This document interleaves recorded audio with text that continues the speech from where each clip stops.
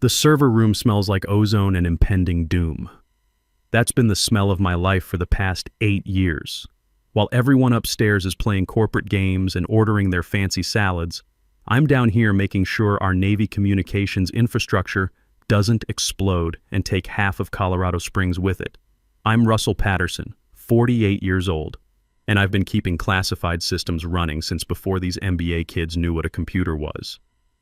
20 years in the Navy as an electronics technician taught me 2 things: how to fix anything with circuits and how to spot trouble before it hits.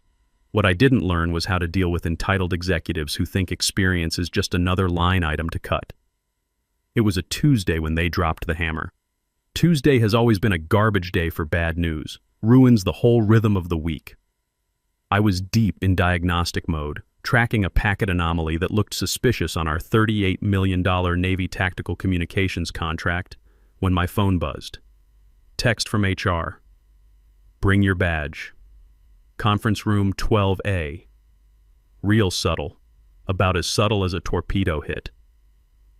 I walked into that glass fishbowl on the 12th floor. The AC was cranked up like a meat locker, probably to keep the new CFO's ego from overheating. Her name was Brooke Whitfield. She looked like she'd been assembled in a factory that makes generic corporate villains. Too much makeup, a suit that cost more than my truck payment, and eyes deader than a fish on ice. She'd been here exactly 2 months, didn't know a server from a coffee maker, but she'd already managed to convince CEO Hartwell that our department was operationally inefficient. "Russell," Brooke said, leaning back in her ergonomic chair like she was about to deliver the wisdom of the ages. "We've been conducting a comprehensive review of operational expenditures, specifically your department's cost per output ratio." "I am the department, Brooke," I said. My knees were killing me from crawling under racks all morning, so I stayed standing. "And the output is keeping a $38 million Navy contract from turning into a federal investigation." "Exactly." She smiled like a shark that just spotted a swimmer. "You're very premium priced. We found a solution that's more aligned with our fiscal optimization strategy and agile operational framework." Fiscal optimization. Agile operational framework. The phrases tasted like month-old coffee mixed with corporate buzzword soup. "You mean you found someone cheaper?" "Significantly more cost-effective," she said, sliding a folder across the mahogany table. "We've contracted an external team. Eastern European, very dynamic and tech-forward. They start tomorrow morning. We'll need your access credentials and security badge by close of business today." I looked at her. Really looked. Searched for any sign she understood we handle communications gear that requires secret and top-secret clearances. Found nothing but $signs reflecting off her veneers. "Brooke," I said, keeping my voice level like they taught us in the Navy, "does this dynamic new team have federal security clearances? Do they understand NISPIOM protocols, ITAR compliance requirements? Because if they don't, you're not just breaking our contract with the Navy, you're violating federal law." She laughed, actually chuckled like I was some old sailor spinning sea stories to impress the youngsters. "Russell, you tech people always make everything sound so dramatic. It's just data, ones and zeros, digital infrastructure management. Don't worry about the big picture compliance stuff. That's my job now." Those ones and zeros she was talking about? They were encryption keys for tactical radio systems used by Navy SEALs in active combat zones. The digital infrastructure was hardened communications gear that costs more per unit than most people make in a year. But explaining that would be like teaching quantum physics to a goldfish. I stood there for a solid 10 seconds. The rage was building like steam pressure in an overheated boiler, but then something cold washed over me. The same feeling I got before boarding suspect vessels in the Persian Gulf. Calm before the storm. "Okay," I said. Brooke blinked. She was expecting a fight, begging, maybe tears. Certainly not calm acceptance. "Okay. You're the boss, Brooke. Fiscal optimization, agile operational framework. I get it completely." I unclipped my security badge and set it on the table with deliberate precision. Reached into my pocket and pulled out the RSA token, the master key for everything that mattered. Set it down next to the badge with a soft click. I assume this cost-effective new team is fully briefed and ready to take over system maintenance protocols at midnight tonight? "They're completely up to speed," Brooke waved dismissively, already looking at her laptop screen. "Seamless transition. You can pack your personal items and clear out by end of day." I walked out. Didn't storm, didn't slam doors. Walked to my basement workstation like a man heading to his own execution. Grabbed my coffee mug, the one with USS Nimitz printed on the side, the photo of my German Shepherd, and my Lucky Phillips screwdriver that had been with me since boot camp. Left the documentation, left the sticky notes explaining system quirks, left the 200-page manual I'd written from scratch explaining every critical protocol and emergency procedure. Here's the thing about fully briefed outsourced teams hired by people like Brooke Whitfield. They work off scripts written by people who've never seen the actual equipment. They don't know the ghosts in the machine. They don't know that the backup server in Rack 7 overheats if you run diagnostics at 2 a.m., or that the Navy uplink requires manual authentication every 6 hours, or it assumes hostile takeover and locks down everything. I took the elevator to the parking garage. The sun was shining, which felt like insult added to injury. Threw my cardboard box in the passenger seat of my F-150 and lit my first cigarette in 2 years. Inhaled until my lungs burned like they did during damage control drills. Fiscal optimization, I muttered to the windshield, watching office workers hurry past like ants. Drove home through Colorado Springs afternoon traffic. Didn't cry, didn't curse. Stopped at the liquor store for a bottle of Maker's Mark. The good stuff, because technically I wasn't unemployed. I was retired from caring about other people's problems. And tomorrow morning, Brooke Whitfield was going to learn exactly what she'd bought with her cost savings and agile operational framework. One thing I knew for certain, the systems were set to auto-cycle at midnight. If the authentication handshake didn't happen, and it wouldn't, because the Romanian team didn't have the protocol keys I'd just left on that conference table, the system would interpret it as a hostile intrusion attempt. Poured myself 3 fingers of bourbon, sat on my porch, and waited for the world to catch fire. My apartment gets quiet at night. The kind of quiet you only get when you live alone and your career just got flushed by someone whose daily coffee budget exceeds most people's hourly wage. I was on the couch, leather cracked from 15 years of use, staring at the TV without really watching some late-night rerun. It was 11:45 p.m. In the defense contractor world, especially when you're dealing with classified Navy communications, you develop a sixth sense, like phantom pain from a missing limb. Even though I was 10 miles away, stripped of access and authority, I could feel those servers humming in their climate-controlled cave. The cooling fans ramping up for nightly data synchronization. Security protocols queuing up for their automated handshake. Scripts preparing to verify that everything was still secure and American. And in 15 minutes, a team of underpaid contractors in Bucharest was going to try logging into a system they had absolutely no business touching. Took another sip of bourbon. It burned less now, warming my chest like a small furnace. My phone sat on the coffee table. Personal phone, but since I'd built the entire alert architecture from scratch over 8 years, my number was hard-coded into the catastrophic failure notification tree. I'd meant to remove it during the chaos of packing my dignity and my German Shepherd photo. Oops. At exactly 12:01 a.m., the phone lit up like a Christmas tree. Single notification glowing harsh blue in the dim living room. System alert, unrecognized IP attempting administrative access on secure network. I smiled. Dry, humorless smile that would have made my old chief petty officer proud. "There you are," I whispered to the glowing screen. Brooke's cost-effective dynamic team was knocking on the door.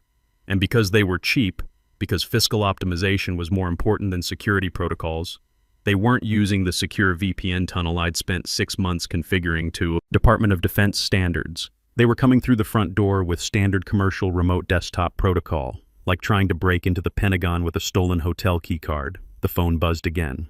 And again. System alert. Incorrect credentials. Attempt 2 of 3.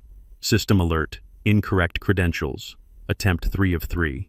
System alert. Maximum login attempts exceeded. Initiating security protocols. Here's the beautiful part that Brooke's MBA brain couldn't comprehend. They weren't trying to access payroll databases or marketing presentations. They were hitting the secure repository for Project Neptune, our $38 million Navy Tactical Communications Encryption System contract. You don't just log into Project Neptune with a username and password. You need physical RSA token, biometric verification, and IP address pre-clearance from Naval Information Systems Command. Brooke had the token. It was sitting on that mahogany conference table where I'd left it, probably next to her organic kale salad and imported mineral water. But Brooke was sleeping peacefully in her downtown condo, dreaming of quarterly performance bonuses and cost optimization metrics. The Romanian contractors just had a login credential some junior IT support person had given them, along with a script that said, "Connect to server, download files, troubleshoot as needed." Phone buzzed a fourth time. Different alert tone, higher priority. System alert. Unauthorized access detected in restricted defense sector. Protocol 7 initiated. My stomach dropped like an anchor. Protocol 7. I'd written Protocol 7 during my second year at Coastal Defense, back when I still believed in proper documentation and following procedures. It's the digital equivalent of general quarters on a Navy ship. Lock the doors, seal the compartments, assume you're under attack, and start recording everything for the court-martial. Protocol 7 doesn't just block access. It flags the attempt as hostile action against United States military infrastructure, takes screenshots of every keystroke, traces the source IP through 7 proxy layers, starts building a federal case file with timestamps, geographic locations, and legal citations. And, this is the genius part I'd built in, it begins an automated evidence preservation sequence that's designed to survive everything short of a nuclear strike. If I was a good employee, a loyal company man, this would be the moment to call Brooke. Wake her up screaming about pulling plugs and stopping the bleeding before it got worse. But I wasn't an employee anymore. I was too expensive, remember? Too premium priced for the new agile operational framework. I watched the phone dance across the coffee table, vibrating toward the edge like a dying fish. The Romanians were persistent. I could picture them in some fluorescent-lit call center in Bucharest, sweating through cheap polyester uniforms, staring at screens that kept flashing "access denied" in angry red letters. They were probably messaging their supervisor right now, who was messaging Brooke's assistant, asking why the credentials weren't working, why the seamless transition felt more like trying to break into Fort Knox with a plastic spoon. They tried to force it. They always do. That's what happens when you hire people who work off scripts instead of understanding. They think it's just a glitch, that if they hammer the command line hard enough, try different ports, maybe install some helpful remote access software, the system will eventually give up and let them in. Phone buzzed again. New alert category. The kind that makes your blood pressure spike, even when you're expecting it. Critical. Firewall breach attempted on port 8080. Foreign IP detected installing unauthorized software. "Oh, you beautiful idiots," I said aloud, raising my glass in a toast to their spectacular incompetence. Port 8080. They were trying to tunnel through standard web traffic protocols, probably using something like TeamViewer or Chrome Remote Desktop, free software downloaded from the internet, on a classified Navy network. By doing that, they'd just crossed the line from incompetent troubleshooting to active cyber attack against United States military infrastructure. The system wasn't just logging errors anymore, it was building a federal prosecution case. Every keystroke they made was being packaged into legal evidence folders with timestamps, IP traces, and automated notifications to 3 different federal agencies. I poured another drink, amber liquid swirling in the glass like liquid gold. In my mind, I could see the server room 10 miles away, status lights flashing from green to amber to angry red, cooling fans screaming as encryption algorithms kicked into maximum security overdrive, environmental sensors triggered by the heat of overworked processors. Someone at the office, probably Murphy, the 60-year-old night security guard, might hear the fans revving like jet engines preparing for takeoff. But Murphy earned $12 an hour to watch empty hallways and check locks. He wouldn't know that the electronic screaming meant the building's digital nervous system was having a massive panic attack. My phone stopped buzzing for exactly 30 seconds, silence that felt heavier than the Rocky Mountains. Then a different tone entirely, sharp, piercing ping that cuts through your skull like a dental drill. Alert. Federal Compliance Watchdog triggered. Level 1, escalation. That was it. The first domino falling in a chain reaction that would end with people in expensive suits asking very uncomfortable questions. The system had detected attempted breach of classified infrastructure and, as per the Patriot Act compliance software I'd painstakingly installed and configured, had just sent a notification ping to the external monitoring station. That monitoring station wasn't in Colorado Springs. It was in a bland government office park in Virginia, where people with badges and serious expressions monitored threats to national security 24 hours a day. Brooks' dynamic, cost-effective Romanian team had just knocked on the Pentagon's door and spray-painted graffiti on the mailbox. I sat back on my couch, leather creaking under my weight, heart pounding like a steam hammer in my chest. This was bad. This was career-endingly, criminally, federal prison bad for coastal defense systems. I could still fix it. Could log in through the back door I'd cleverly left myself, because 20 years in the Navy teaches you to always have an escape route. Kill the connection, reset the protocols, save Brooks' rear end and probably her freedom. Looked at the empty spot on my wall where my Navy Good Conduct medal used to hang before I'd packed it away. Remembered the smirk on Brooks' face. "You're very premium priced, Russell." Put the phone face down on the coffee table. Not my problem anymore. But the night was young, and the Romanian team was just getting warmed up. I couldn't sit still. The silence was too loud, and the urge to fix things was like an itch under my skin that I couldn't scratch. So at 1:30 a.m., I found myself at Murphy's Diner, a 24-hour place that smelled like bacon grease and broken dreams. Perfect atmosphere for watching a career disaster unfold in real time. Ordered black coffee and apple pie that looked like it had been sitting under heat lamps since the Clinton administration. The waitress, name tag said Dolores, had the weathered look of someone who'd seen every kind of late-night crisis humanity could produce. I opened my laptop and did something that technically wasn't illegal, but probably violated several company policies I'd helped write. Now, before you judge me, understand this. Brooke had revoked my network administrator access, took my RSA token, locked me out of everything that mattered in her grand fiscal optimization scheme. But Brooke, in her infinite MBA wisdom, had forgotten that the building's physical security system, cameras, badge readers, environmental controls, ran on a completely separate legacy network that I also maintained.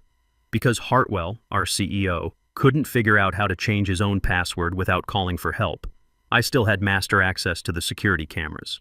Typed in the IP address, bypassed the certificate warning. Classic Hartwell never updated anything that wasn't directly billing customers. And there it was. Grid of 16 black and white feeds showing coastal defense systems in all its midnight glory. Empty cubicles stretched out like a corporate graveyard. Cleaning crew had finished hours ago. But camera 4, the server room, showed movement.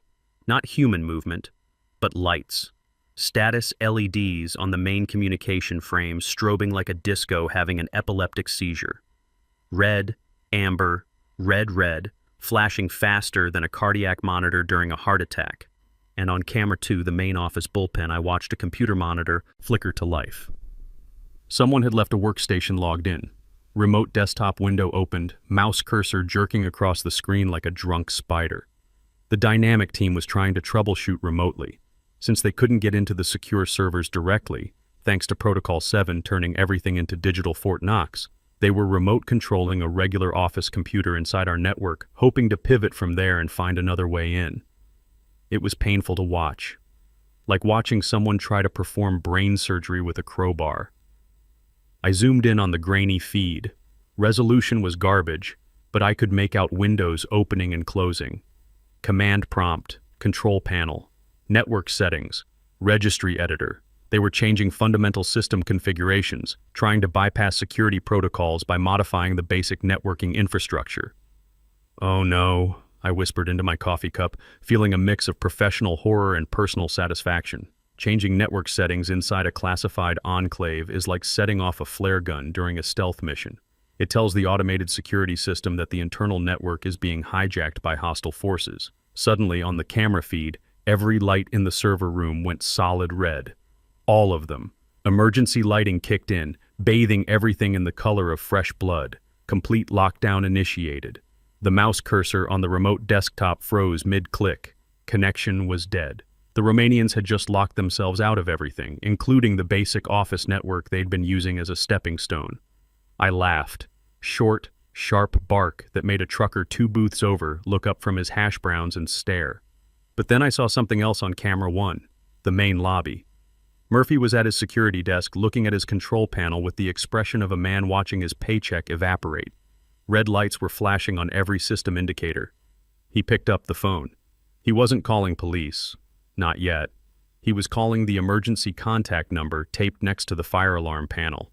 My name was still first on that list, right above FBI Field Office and Colorado Springs Fire Department.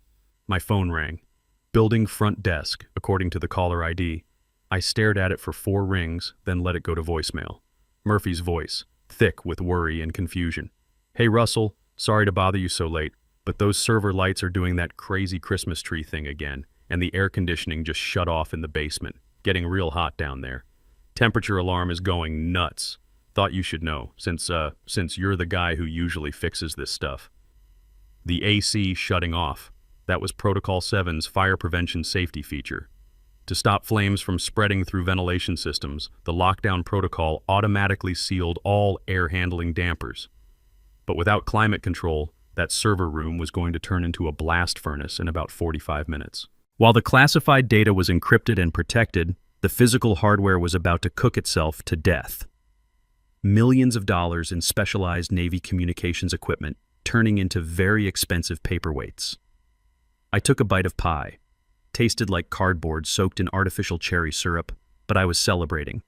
Opened my personal email and drafted a message to Brooke. Subject: Heads up. Body: Brooke. Looks like you might be experiencing some growing pains with the new team. Remember, agile operations come with agile risks. Best of luck with the transition. Russell. Hovered over the send button for a full minute, then deleted the entire message. No. She needed to learn this lesson the hard way without any help from the expensive guy she'd just fired. I switched back to the camera feeds and watched the temperature gauge overlay climb steadily. 72 degrees, 75, 78. The cooling fans were screaming now, audible even through the security door seals. At 85 degrees, the thermal protection alarms would trigger building-wide emergency protocols. Those alarms didn't just notify Murphy's security desk. They went directly to Colorado Springs Fire Department. And when firefighters respond to a facility containing classified Navy communications equipment, they're legally required to notify federal liaisons before taking any action. I checked my watch. 2:15 a.m. Wednesday morning. By sunrise, there wouldn't just be IT problems and overheated servers. There would be people with federal badges asking very pointed questions about who had authorized foreign nationals to access classified defense systems. "Dolores," I called out, raising my empty coffee cup. "Can I get a refill? Maybe some whipped cream for this pie?" "Celebrating something special, honey?" she asked, walking over with the pot. "Unemployment," I said with a grin. "Turns out it's surprisingly educational." She topped off my mug and shook her head. "Men, y'all are crazy. You know how in horror movies the music swells right before the monster jumps out and ruins someone's day? In systems administration, there's no dramatic music. Just the peaceful silence of your personal phone, followed by the electronic screaming of other people's disasters. I stayed at Murphy's Diner until 4 a.m., nursing coffee and watching my former workplace transform into a federal crime scene. The server room temperature held steady at 88 degrees, hot enough to make the cooling systems work overtime, but not quite hot enough to start melting circuit boards. Yet. My silenced phone was vibrating against the Formica table like an angry wasp trapped in a jar. I finally unlocked it to find notifications stacking up like accident reports after a multi-car pileup. Critical. Thermal threshold exceeded in primary communications bay. Critical. Heartbeat signal lost. Authentication server alpha. Critical. Heartbeat signal lost. Authentication server beta. Critical. Environmental systems offline. Manual intervention required. And then the big one. The notification that makes your blood run cold even when you're expecting it, even when you've been waiting for it like Christmas morning. Federal compliance alert. Unauthorized access escalation, level red. Multiple agencies notified, immediate response required, level red. Let me explain what that means in the world of government contracting because apparently nobody had bothered explaining it to Brooke during her 2 months of operational optimization. Level green, everything normal. Level yellow, someone forgot their password. Level orange, potential security incident, investigate immediately. Level red, assume facility has been compromised by hostile foreign intelligence. Data integrity cannot be verified. Chain of custody broken. All personnel considered suspects until proven otherwise. Level red doesn't send an email to the IT help desk asking them to look into things when they have time. Level red sends an automated, encrypted, high-priority alert directly to Navy Information Systems Command, FBI Cyber Division, and Department of Homeland Security. It's an electronic flare shot directly into the national security apparatus, screaming, "Help us! We're under attack." I sipped lukewarm coffee and pictured the scene at Navy Information Systems Command in Virginia. Some watch officer sitting at a wall of monitors saw a red light blink on his threat assessment dashboard. He'd tap his screen, frown, and check the contract details. Coastal Defense Systems, Colorado Springs. Status, compromised. $38 million tactical communications contract. He'd pick up the secure line and call the emergency contact for that contract. The emergency contact was Brooke Whitfield, CFO and architect of fiscal optimization. I closed my eyes and let satisfaction wash over me like warm bourbon. 4:15 a.m. Wednesday morning. Brooke's phone was about to ring, and it wasn't going to be a customer service survey. Picture Brooke fumbling for her iPhone on the nightstand, silk pajamas rustling, hair perfect even at 4 a.m. because that's how these people live, expecting maybe an Uber notification or wrong number. Ms. Whitfield, this is Commander Rodriguez, Navy Information Systems Command. We have a level red security alert originating from your facility. I need immediate status confirmation. Brooke wouldn't know what level red meant. She'd probably think it was some kind of elaborate prank. Say something brilliant like, "Who is this?" Call during normal business hours. Or worse, she'd try to corporate speak her way out of it. "Oh yes, Commander, just a minor operational hiccup. We're implementing some agile solutions to optimize our tech stack." Commander Rodriguez would not give a damn about agile solutions. Finally went home around 5 a.m., needed a shower to wash off diner grease and the residue of moral ambiguity. Stepped out wrapped in a towel and checked my phone. 11 missed calls, 9 voicemails, all from Brooke Whitfield. I sat on the edge of my bed and played them on speaker like a documentary about the 5 stages of executive grief. Voicemail 1, timestamped 4:52 a.m. Russell, it's Brooke. We're getting some weird automated calls, probably a glitch in that legacy system you built. I need the shutdown codes to stop these alarms. The noise is disturbing our offshore team. Call me back immediately. Tone, annoyed, condescending, still convinced she was in charge of the situation. Voicemail 2, 5:18 a.m. Russell, it's Brooke again. The Romanian team says the servers are rejecting their authentication protocols. They're locked out of everything. Did you sabotage something before you left? If you damaged our systems out of spite, I'll have our legal team destroy you. Pick up your phone. Tone, aggressive, accusatory, fear creeping in around the edges but still covered with corporate anger. Voicemail 3, 5:47 a.m. Russell, okay, look, I have a Navy commander on another line asking about chain of custody documentation. I don't know where you stored the compliance files. You said you left documentation. It's not anywhere obvious. Just call me back. We can work something out. Maybe bring you in as a consultant for a few hours. Tone, bargaining. The cracks were showing. Consultant for a few hours, like she was doing me a favor. Voicemail, 6:15 a.m. Russell, please, the air conditioning is completely dead. Murphy says the servers are overheating and he can't restart environmental systems without administrator codes. The fire department is here threatening to flood the equipment room if the temperature doesn't drop. I don't understand why there are codes for the air conditioning. Why is everything so complicated? Just call me back. Tone, full panic mode. The reality of her situation starting to sink in. Voicemail 5, 6:35 a.m. Russell, they're sealing off the building. Federal agents just walked in. Real agents, not local police. They're asking for the information systems security officer. That's you, Russell. Or it was you. I told them you were unavailable due to recent personnel changes. They said to find you immediately. Please, I need you to come in right now. I'll pay whatever consulting rate you want. Just make this stop. Tone, complete surrender. Just make this stop. I listened to that last one 3 times. The desperation was beautiful. Stood up, walked to my closet, and chose my outfit like I was selecting armor for battle. Not a corporate suit. I wasn't an employee anymore. Dark jeans, work boots, black button-down shirt, Sharp and professional, but distinctly different. I wanted to look like what I was, a contractor they couldn't afford to lose. Made fresh coffee and deliberately didn't call Brooke back. Why? Because Sun Tzu said never interrupt your enemy when they're making mistakes. And Brooke was currently making the mistake of trying to explain level red security breaches to federal agents without her information systems security officer. Every word she said about fiscal optimization was being noted in official incident reports that would follow her for the rest of her career. I sat by my window, watching normal people start their normal Wednesday morning. Birds singing, garbage trucks rumbling, the world continuing to spin, while 3 miles away my former workplace was being transformed into a federal crime scene. My phone rang one final time. Not Brooke. Private number with a DC area code. I knew exactly who it was. The heavy artillery had finally arrived. Let it ring until the very last second, then picked up. This is Russell Patterson. Mr. Patterson, this is Admiral Porter, Navy Information Systems Command. Do not hang up this phone. His voice sounded like gravel being processed through a cement mixer, pure command authority that expected immediate compliance. I'm listening, Admiral. We have a critical situation at Coastal Defense Systems. Your name appears on all primary security protocols for Contract Neptune 7. Current facility management seems incapable of accessing essential systems to verify data integrity. We are implementing immediate containment measures. I'm aware of the situation, Admiral. As of yesterday afternoon, my employment was terminated by the company. Silence on the line.